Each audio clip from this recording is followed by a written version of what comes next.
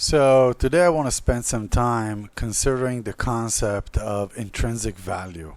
And the first thing that comes to mind is options that we can purchase through any exchange. And an option is basically the option but not the obligation, if we talk about a call option, to purchase an asset sometime in the future in a predetermined price. So for example, if I wanted to purchase an option to buy an asset for $90, an asset that today costs $100, we say that there is intrinsic value of $10 because at the time that I purchased that option, I can already sell it for $10 more than it's worth. Again, I can buy it for $90, it costs $100, and therefore I can sell it for $10 gain. And the rest we say is time value, so the time between the I purchased the option and the time that I can sell the option. So if I bought it today and I can sell it anytime between today and next month, that time has some value. So that's how we distinguish intrinsic value that the option holds and the time value an option has. It should be obvious that an option is only valuable if there's someone on the other side who's willing to buy it. It's a very integral part of intrinsic value, and that is subjective. It's ever changing, and it depends on the people, and there are always people involved, in order to determine what the intrinsic value is. So oxygen, for example, everyone would agree that it has intrinsic value.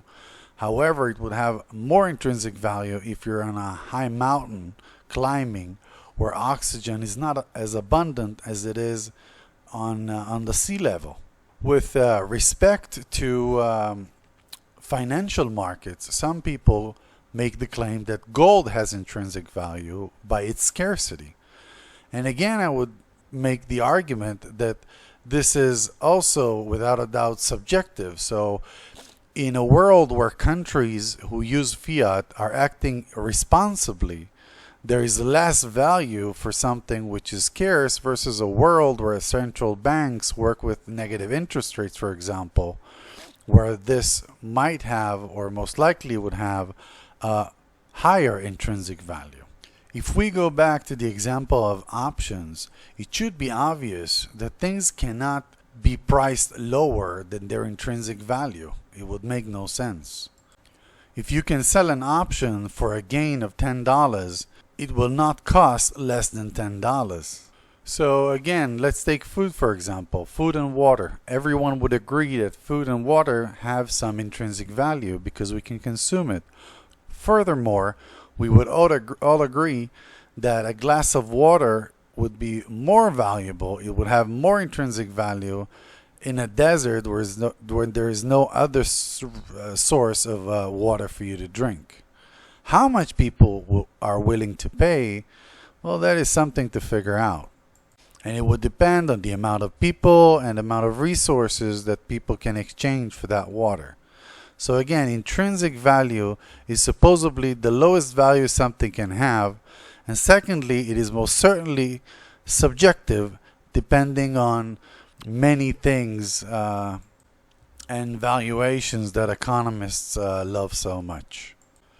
When I look at websites such as CoinMarketCap and I see the lists of different crypto assets, I cannot stop wondering what's their intrinsic value.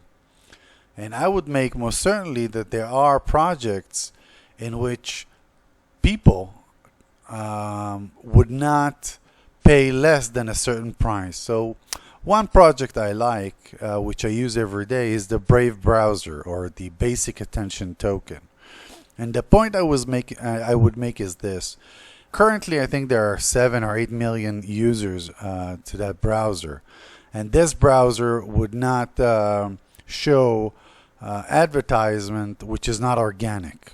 So any advertisement you encounter when surfing the web would either be organic, something the website itself shows its users, and the other advertisement which go through exchanges where every time you go into a website, there is a bidding process based on the information some exchanges know about you and willing to pay for it. If you can accept that sometime in the future the Brave browser would have, let's say, 100 million people using it, it should be obvious that the advertisers will put some value, they will have some intrinsic value to the basic attention token, since it has to be used in order for them to be exposed to advertisements.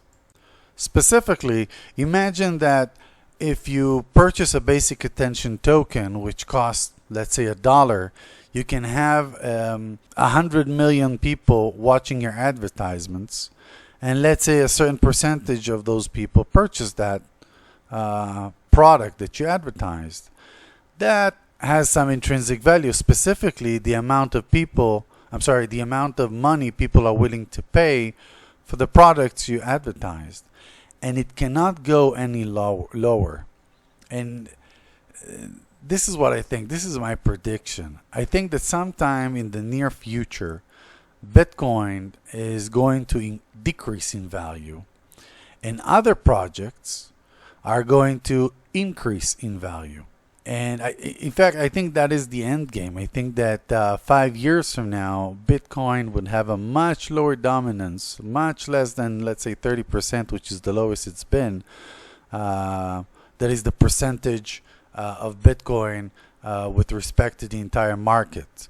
And it would happen as I just described.